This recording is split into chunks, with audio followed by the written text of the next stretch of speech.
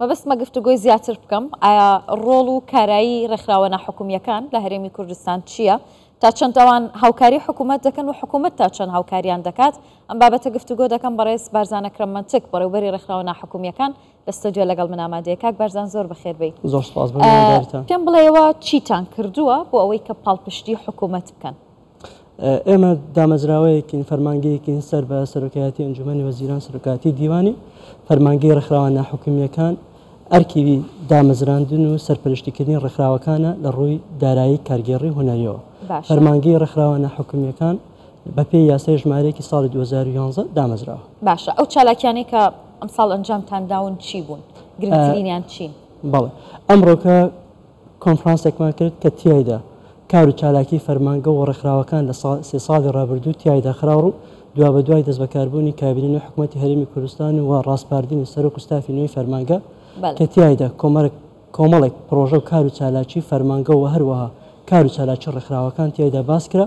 بۆ نمونە داهاتی ڕێکخراوەکان بەر لە دەست بەکاربوونی سەرۆک و ستافی نوێی فەرمانگە 127 میلیارد دیناری عراقی بوو لە هەرێمی کوردستان خەرجی ڕێکخراوەکان لە کاتێکە داهاتی و خەرجی ڕێکخراوەکان 1 تریلیۆن و 200 میلیارد دیناری عراقی بوو.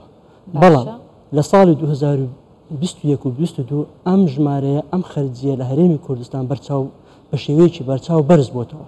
بۆ نمونە لە ساڵی 2021 بەڵێ ساڵی 2022 خەرجی ڕێکخراوەکان لە 21 گەیشتۆتە 257 میلیارد دیناری عراقی. لە ساڵی 2022 گەیشتۆتە 557 میلیارد دیناری عراقی.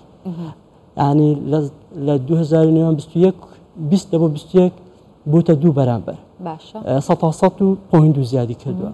لە نێوان ساڵی 2021 بۆ 2022 بۆتە 3 بەرامبەر زیادی کردووە. ئەمەش ئەوە دەگەێنێتن ئەم فەرمانگەیە لە ژێر سەتر و سایەی کارنامەی کابینەی حکوومەتی هەرێمی کوردستان و پاڵپشتی پشتگیریەکانی ڕێزدار جەنابی سەرۆک وەزیران توانیویەتی ڕۆڵی کارەی خۆی بگەڕێتن چالاکردنی ڕێکخراوەکان لە هەرێمی کوردستان و هێنانی پرۆژەی ڕێکخراوەکان بە تایبەتی بەخشەر و ڕێکخراوە دەوڵەتەکان بۆ هەرێمی کوردستان. باسی ئەوە دەکەین بەڵام پێشەوە مادەم باسی جیاوازی ئەو ژمارەیەت کرد لە خەرجی ڕێکخراوەکان دەبێتەوە بڵێم کە خۆتان دەزانن کابینەی نوێی حکوومەتی هەرێمی کوردستان دەستی بە چاکسازیەکی زۆر کرد لە نێو دامەزراوەکانی حکوومەتە.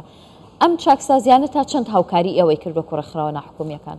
فەرمانگەی ڕێکخراوە ناحکومیەکان خۆی بە خۆشحاڵە زانێ یەکێکە لە پێشەنگی ئەو دامەزراوانەی کە شەڕەفی چاکسازیکردن و ڕێخستنەوەی کاری ڕێکخراوەی لەناو فەرمانگەکەی پێکراوە. ئەمەش وەکو باسمان کرد لە ژێر سایە و سێبەری کارنامەی کابینەی حکوومەتی هەرێمی کوردستان پاڵپشتی جەنابی سەرۆکی حکوومەت بۆ نمونە بە دامەزراوەیکردنی فەرمانگە لە پڕکردنەوەی ڕاژە و هێنانی کارمەند و بەڕێوەبەری و ستافی لێهاتوو شارەزا هەروەها بە دیجیتالکردنی یاوە خود بە داتابیزکردنی کاروباری فەرمانگە و ڕێکخراوەکان کە ئەمە کاری لە پێشینەی ڕێزدار جەنابی سەرۆک وەزیرانە بۆ ئەوەی حکوومەت بە ئەلکترۆنی بکرێتن.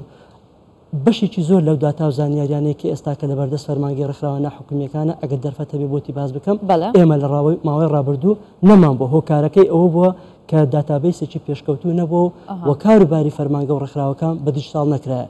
جێگای خۆشحاڵیە ئەمە یەکێک بووە لە ڕەهەندەکانی کاری فەرمانگە بە دیجیتالکردنی کاروباری فەرمانگە لە سێکتەری بەدامەزراوەکردنی فەرمانگە. زۆر باشە کاک بارزان با پرسیاری ئەوە بکەم ئەو خەرجی ڕێکخراوەکان یعنی ئەو 553 میلیارد دینارە لە چ بوارێکدا زیاتر ئێوە بەکارتان هێناوە؟ سەرنجتان لەسەر چ بوارێک بووە ئەم چەند ساڵە؟ ئەوەی کە زۆر گرنگە لێرە ئێمە باسی بکەین بۆ بەڕست و بۆ بینەرانیش ئێمە وەکو فەرمانگەی ڕێکخراوە ناحکومیەکان ئەم ڕەپارەیە بەکار ناهێن. ئەم بڕەپارەیە لەلایەن خودی ڕێکخراوەکانەوە بەکاردێت چونکە ڕێکخراوەکان خەرجی داهاتی خۆیانێ و راپۆرتی داراییانێ. بەڵام فەرمانگە ڕۆڵی ئەبینێتن لەوەی کەوە بەپێی پێڕەوی ژمارە 4 2011 کە بۆ فەرمانگەی ڕێکخراوە ناحکومیەکان دانراوە فەرمانگە ڕۆڵی هەیە لە سەرپەرشتیکردن بە دوواداچوون بۆ کاروباری ڕێکخراوەکان و ئاڕاستەکردنی. باشە بەڵام ینی دەزانێت لە چی بە دڵنیاییەوە بەهۆی ئەم دیجیتالکردنی کاروباری فەرمانگە ینی تەوان دەکەینە سێ بەش 121 بۆ موچەی کارمەندان چووە. جێگای خۆشحاڵیە دوا بە دوای جەنابی ڕێزدار جەنابی سەرۆک وەزیران فەرمانی کرد کە دەبێت لەمە دوای لە کەرتی تایبەت و لە کەرتەکانی تریشدا سوود لە تاکی کوردستانی وەربگرە فەرمانگەی ڕێکخراوە ناحکومیەکان هەرزوو بەزوو بڕیارێکی دەرکرد و کە بێ ڕێکخراوەکانی پەیوەست کرد چی ناوە خۆی نێودوڵەتی کە بێ کارمەندی کوردستانی بەکاربێنن بۆیە 121 ئەم خەرجیە بۆ کارمەندەکانی 170یان کوردستانی کەواتە لێرە جارێکی تر دەستی کار لەناو ڕێکخراوەکان کە زۆربیان کوردستانی سودمەند بوون زۆر باش 136 بۆ چالاکی ڕێکخراوەکانە چالاکی ڕێکخراوەکان ناو چالاکی ڕێکخراوەکانیش پشتی شێر بەرەکێ بە هاوکاری مرۆیی طبعا هاوکاری مرۆیش لە هەموو سێکتەرەکانەوە و بە تایبەتیش لە پاڵپشتیکردنی پشتگیریکردنی لایەنە حکومیەکان لە ئیدارەکردنی کەمپەکان هەروەها دیکەم ماوە مەبەستمە کاک بارزان ببوورە ئێوە وەکو فەرمانگەی ڕێکخراوە ناحکومیەکان و ڕێکخراوە ناحکومیەکان لە هەرێمی کوردستان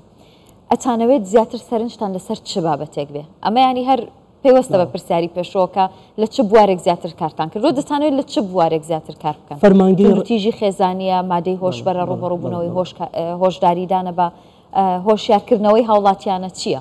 فەرمانگەی ڕێکخراوە ناحکومیەکان لە هەموو سێکتەرە ژیاری گرنگەکان ڕێکخراوی هەن بۆیە ئێمە ناتوانین بڵێن بە شێوەیەکی دیاریکراو تەنها گرنگی بەم سێکتەرا دەین بەڵام فەرمانگەی ڕێکخراوە ناحکومیەکان لە پلانی استراتیژیدا لە ڕەهەندی پێنجەمدا چەند سێکتەرێکی ڕێکخراوەکانی کردوتە شوێنی کارکردنی خۆی یاخود ئامانجی کارکردنی خۆی یەکەمینیان تەندروستە دووەمینیان پەروەردەیە سێمینیان پەرەپێدان بە توانای وەکو دەڵێ تاکە چ لە سێکتەری گشتی ڕێکخراوەکان تایبەت و چوارەمینیان لایەنی وشیاری لە ڕوبەڕووبوونەوەی مادە هۆشبەرەکان وشیاری لە ژینگە بە تایبەتی لەم دواییانەدا ڕێزدار جەنابی سەرۆکوەزیران بە گرنگیەوە لە بابەتی ژینگە ئاڕوانێتن و خۆشیان جەنابیان بەشداریان کرد لە کۆنفرانسێکە لەسەر ئاسی جیهان لە دوبەی ئەنجام درا بۆیە فەرمانگە ئامانجێتی کە ژینگە وشیاری ژینگە بکاتە یەکێک لە تەوەرە سەرچەکانی خۆی هەروەها وشیاری ڕوبەڕووبوونەوەی تونندوتیژی نەک تەنها تونندوتیژی خێزان و دژبار خانمان تونندوتیژی ئایدۆلۆژی هەر تونندوتیژێک کە کۆمەڵگا پێوە گیرۆدە ببێتن و بابەتی وشیاری لە سێکتەری نیشتمان پەروەری و هەروەها بابەتی وشیاری هاتوچۆشکار وەک ئەزانین زۆر جار بەهۆی هاتوچۆ و ڕووداوەکانی هاتووە تاکێکی زۆر بەداخەوە دەستان خۆش بێ و هەر سەرکەوتوو بن بەڕێز بارزان ئەکرەم منتەک بەڕێوەبەری فەرمانگەی ڕێکخراوە ناحکومیەکان زۆر بەخێر بێت زۆر سپاس بۆ میوانبێت زۆر سپاس خاتون